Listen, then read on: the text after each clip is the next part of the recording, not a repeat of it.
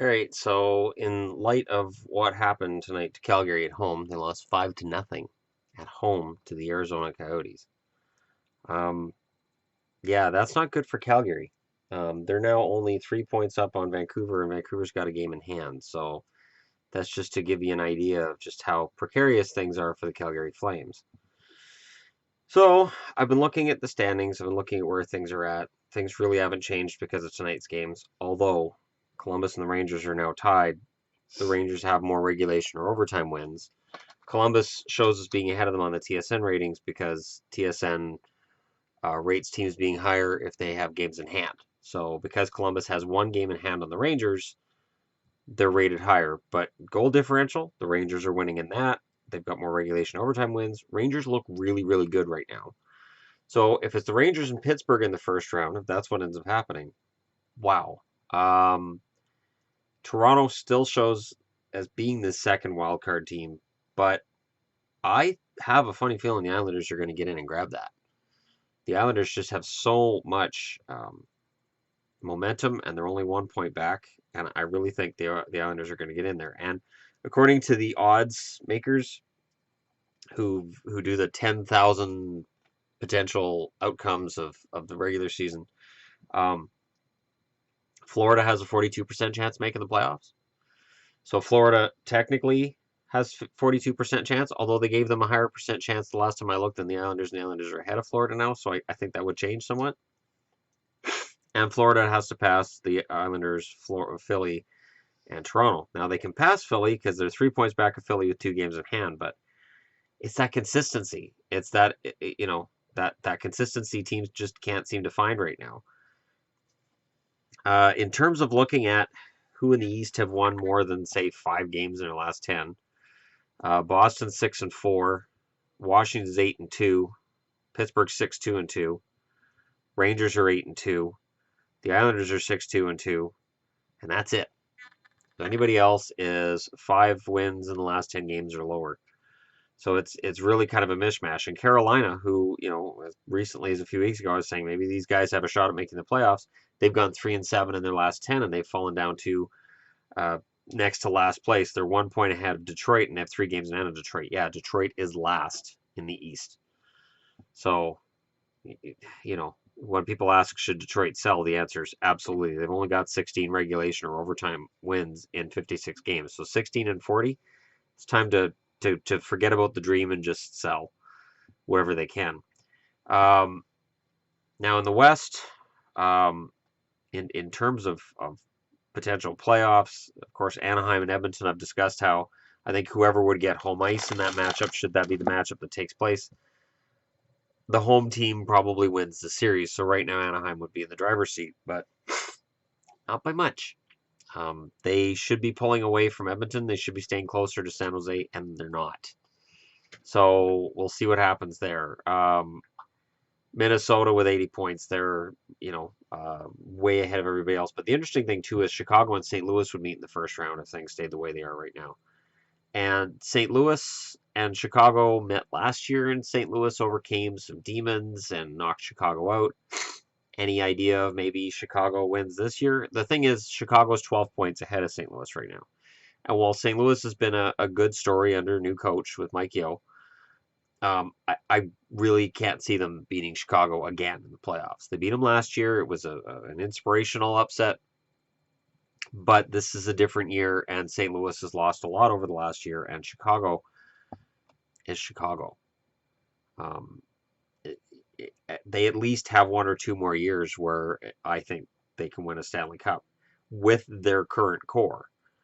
After that, it gets more difficult because, as I've said, your young, speedy players become your veteran, a little bit slower players, and other teams in the West are going to get better. Minnesota, I think, is just gonna keep getting better next year and going forward. I think if they play the expansion right, I think Minnesota has a chance to become dominant in the West. Um, Anaheim is probably going to do a downturn at the end of this year. Edmonton, again, it comes to the offseason moves. And I look at Calgary, who currently look like they're trying to miss the playoffs. You lose 5-0 at home against Arizona. You're trying to miss the playoffs. You're trying to get Gulletson fired. And really they're digging themselves into a hole that they don't need to worry they shouldn't need to worry about. If they won at home tonight against Arizona, they would have passed LA. Now LA would and do have 2 games in hand on Calgary, but at least they would show as being in the playoffs when they wake up tomorrow and read the newspapers, if people still read newspapers. But Zona gets another win, and Arizona's playing spoiler, and this is what the good teams do. When a good team is eliminated from the playoffs, they play spoiler. They show, what, we're better than this. And Arizona is potentially showing that next year could be a much better season for the Coyotes, because once they've been basically mathematically eliminated from the playoffs, they've been playing a lot better. There's pride on the line. And hopefully that'll extend into next year, because that team, that organization needs to be stronger. But again, with that win, Arizona is 9 points back of Winnipeg to move one notch up the Western ladder. So, as much as Arizona's win was impressive, it's all a matter of degrees, and it's all a matter of perspective. So, it's nice to see a shutout in Arizona. It's nice to see, in Calgary by Arizona, but it's one of those things.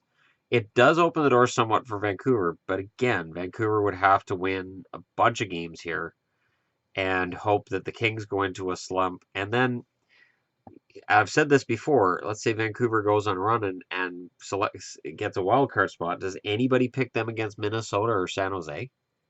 Even Canuck fans, do you pick them against Minnesota or San Jose? I don't think you do.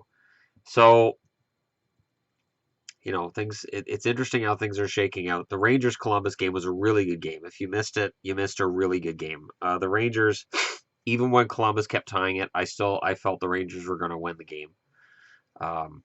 They were the better team tonight, and I thought Girardi played really well. Brady Shea impresses me anytime I see him, and Antti Raanta is probably the best backup in the league right now. I'm going to get comments below about Scott Darling and whatnot.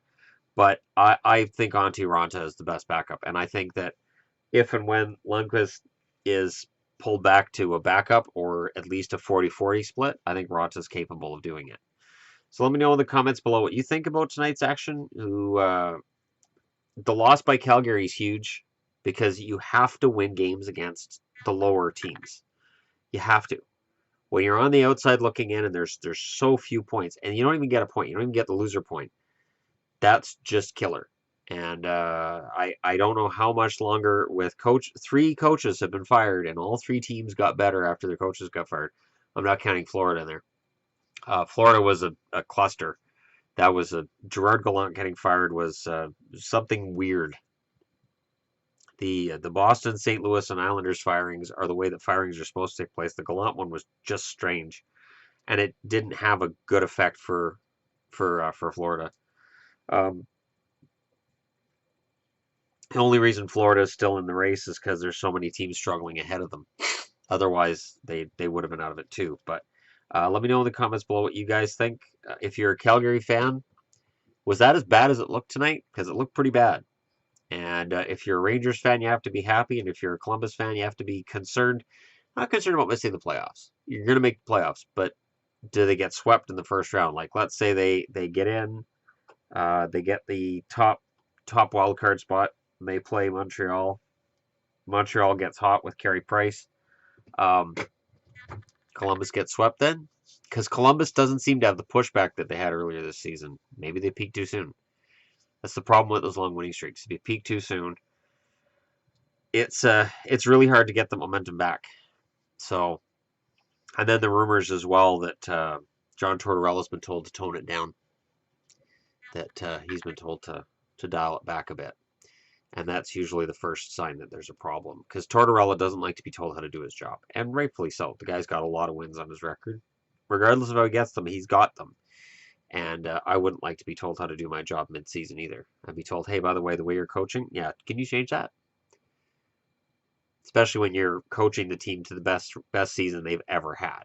So he's got to be on some level at least somewhat pissed off because this is John Tortorella. It is pretty easy to upset him. It's not just Bob Hartley that's able to do it. Guys in general are able to make him angry. So let me know what you guys think. And I know I'm rocking the Vancouver colors a lot in videos today. It's just this hat is so epic and deserves to be revered and loved for its ugliness and its wonder and its splendor. And I have the greatest woman ever, who right now is sewing my knitting. She's knitting my wonderful scarf that will be 12 feet long, which is awesome. And it's fourth Doctors from Doctor Who. And before I go, she made me this, which is a Doctor Who jacket. And if that's not epic, I think she made this so that she can find me in a crowd. I think this is a if I wander off in a store. It's like a little kid, really. You want to make sure that you can find me in a store. So between this and the Doctor Who toque, I should stand out like a sore thumb. So this is more of a I've lost my oh, never mind, there he is. Sweetie, I'm over here. Look, I got chocolate. Yay, chocolate. And I come wandering over, just staggering over. You got pop? Yay, pop. All right, I'm a big kid. Thanks for watching. Don't forget to hit like and subscribe if you're just browsing your way through, and I'll talk to you all again tomorrow. This race, all this stuff that's going on, I think this is the most fun I've had watching NHL standings ever.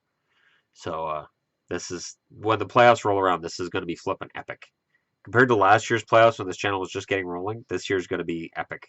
I can't wait to argue with you guys. I really can't. Thanks for watching. I'll talk to you again tomorrow.